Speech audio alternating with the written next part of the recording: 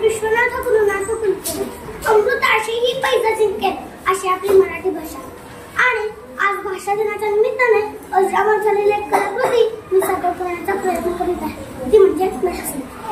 To be or not to be, that is the question. जगावं की मरावं हा एकच सवाल आहे। या दुनियेच्या उत्तीर्णावर खरकट्या पत्रावळीचा तुकडा होऊन जगावं बेशरम लाचार आनंदाने की फेकून द्यावं या देहाचं लस्तर। यात गुंडाळलेल्या जाणीवेच्या यातनेसह मृत्यूच्या काळ्या शार रोगामध्ये आणि करावा सर्वांचा शेवट एका प्रहारानं माझा तुझा याचा आणि त्याचा।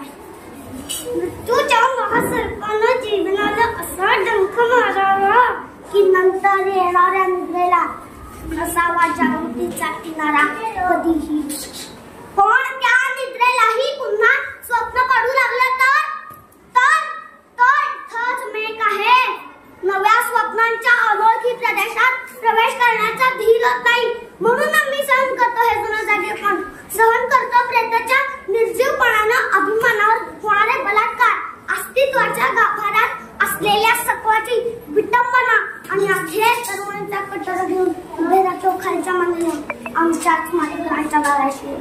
विधात्या, तू इतका कठोर का झालास? एका बाजूला ज्यांना आम्ही जन्म दिला ते आम्हाला विसरतात आणि दुसऱ्या बाजूला ज्यांनी आम्हाला जन्म दिला तो तूही आम्हाला विसरतोस। मग विस्कटलेल्या या हडांचे सापळे घेऊन हे करुणा करा की आम्ही खेळण्यानी कोणाच्या पायावर डोकं धरायचं रे? कोणाच्या पायावर? कोणाच्या? धन्यवाद।